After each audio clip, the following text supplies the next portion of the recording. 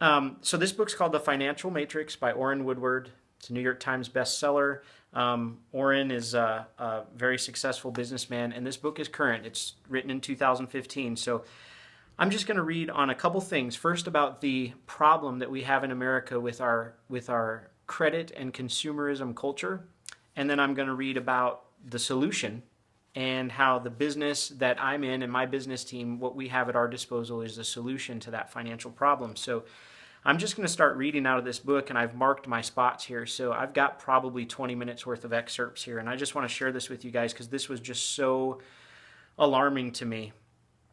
Okay, the average American in 2014 was more than $225,000 in debt, and almost half of U.S. households had less than $500 in savings. Here's a summary of the American statistics organized by category of debt. The average credit card debt among indebted households is $15,263. The average mortgage debt is just over $147,000. Average outstanding student loans, $31,646. Average auto loan debt, $30,738. And the percentage of Americans with at least $500 in a savings account was 59%, which means 41% of Americans, almost half, didn't even have $500 in their savings account. Okay? If you do the math and you kind of average things out, my name's Adam Doran. You can check me out on LinkedIn. I do business. I'm an entrepreneur. I do inspirational stuff for people. Sharing with my business team right now and anyone who wants to listen in. So guys, with those statistics, if you average out the numbers, the average American household is going to be paying $1,500 a month in debt service. And that's debt service, which means just paying the interest, just covering the payments. That doesn't mean getting ahead.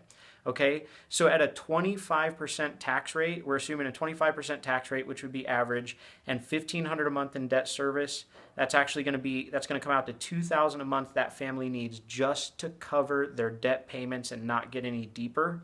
So what that means is the average American family loses the first $24,000 that they earn every year just to service debt, and it's consumer debt. It's nothing they own. They have no asset to go with that debt. And unfortunately, the bad news gets even worse because with IRS data, the real median household income adjusted for inflation for 2013 was about $52,000. And that might sound impressive, except if you remember that the average family uses their first $24,000 of income every year to service its debts, that means the average American household has less than $28,000 a year to live on. Okay? And on top of that, here's what's crazy. Household income has been downtrending to a drop of nearly 8% since its 1999 peak of just over $56,000. So in other words, average Americans have worked for less income than average Americans have worked for less income than when they started for 16 consecutive years. For 16 consecutive years, Americans have been making less, living on less, even though we all know costs are going up. And it's because we're all ruled by the debt that we have in our lives. And that's something that I want to remind my business team, guys. We have a business model that can fix that for us. Okay, so let me just read another quick excerpt. This debt spiral is not just a financial issue. It's also causing undue levels of stress and anxiety. According to a 2014 study, so this is a recent study of over 3,000 American adults, 72% of Americans said they felt stressed about money at some point during the previous month, and 26% said they felt stressed about their finances most or all of the time. And furthermore, 54% of them, so over half, admitted they had just enough or not enough money to meet their monthly needs. High debts and low income are acting as a vice, squeezing the lifeblood from people. So business team, since you guys have a solution, which is a business that allows you to leverage the efforts of others and allows you to gain time freedom and allows you to multiply your income. Are you doing it? That's my question for you guys. Are you taking it seriously that we have a solution to that problem? And are you keeping in mind as you talk to people, as you talk to your customers, and as you talk to your potential future business members, that they are in this boat? More than likely, because we know that more than half of American households are. They're in this boat where they're struggling financially and they're buried in debt. And we have a solution for those people. Now, let me explain something really quick about our banking system. and that'll help you understand why we're in this mess, okay? We have something called a fractional reserve banking system. And well, rather than me putting it in my own words, let me just read an excerpt out of the book for you, okay? Okay, when inflation is combined with increased personal and national debts, which, by the way, increased national debts increase our taxes, it's easy to understand why the masses across the civilized world struggle to make ends meet. Indeed, the government-sponsored fractional reserve banking system allows banks, in partnership with the central banks, to create the majority of society's money, which is debt money, or fiat currency, out of thin air. Remarkably, the fractional reserve banking system permits the banks to create fiat debt money, but forces borrowers to pay it back with real assets earned through real production. In other words, the government can print money at will, and it doesn't have to be real money. It's fiat money. There's an emotional value attached to it. But in order for you to pay your bills and pay your debts, you actually have to do something tangible. You have to go to work, or you have to produce some value in the economy to generate money from your end to pay back your debts. But the government doesn't have to do that. That's the problem with our banking system. It's as if the banks have been given a license to produce fool's gold and pass it off as real gold. Accordingly, the banks manufacture the artificial fool's gold to loan to people who must pay back the loan and interest with real gold. In sum, the fractional reserve banking system permits banks to create fool's gold to control the fools. The financial matrix, and that's what this author describes our situation as in America, the financial matrix is the best form of control ever designed by the elite class because it is difficult to detect. Whereas it was easy to see the coercion involved in slavery or serfdom, few people understand that debt money is coercion created out of thin air. Debtors are forced, that's you and me, debtors are forced to pay back fiat loans through performing real work. If they don't, they're invariably coerced through threats of litigation, bankruptcy, or shame. The fractional reserve banking system is the key to the financial matrix and is why the latest matrix is the most effective and efficient one ever for elites to control power within a society. Above all else, remember that the financial matrix system of control is dependent upon the creation of debt money. As a result, the financial matrix promotes home ownership and home mortgages. Did you catch that? Our financial system promotes home ownership and home mortgages because that produces most of our system's debt money. Approximately 2/3 of all the U.S. debt money comes from home mortgages. All right, that's the negative part of it. Now here's the positive. We're going to read some advice from Warren Buffett, and then I'm going to talk to you, team, about what it is that we have and that we can offer. So keep in mind, team, this is what, as you're talking to potential customers and as you're talking to potential business members, this is what pretty much every American household is facing, and more than likely as you're talking to people, this is what they're facing, okay? Now, here's what Warren Buffett had to say. In a CNBC interview in front of an audience of college students, Warren Buffett gave the following advice. CNBC asks him, what's the one thing that young people should be doing about money? And Buffett answers them, I tell them 2 things generally. 1, stay away from credit cards, and 2, invest in yourself. Buffett's short answer contains a ton of wisdom. If we separate his advice into 2 main categories, first, it's live debt-free or play defense with your finances, and second, it's invest in yourself, which is playing offense with your finances.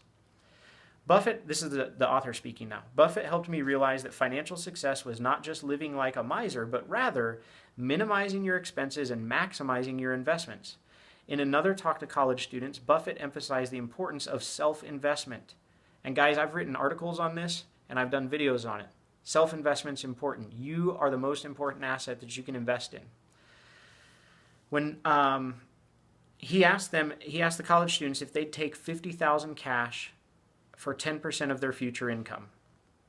When nearly half the students raised their hands to accept that offer, Buffett pointed out that they must believe they're worth at least $500,000, $500,000, because 10% of $500,000 is $50,000. He then drove home the message by asking the students how many other $500,000 assets they currently had. And not shockingly, every hand in the classroom went down. Buffett then concluded by stressing that your number one asset is yourself. So don't be cheap about investing in you. For some reason, I had a hard time with this one before Buffett's reasoning changed me. I mean, sure, if my employer paid for school, I would go. but I didn't understand that I could not rise above my own leadership limitations. If I wanted to grow and my income to grow, my leadership had to grow.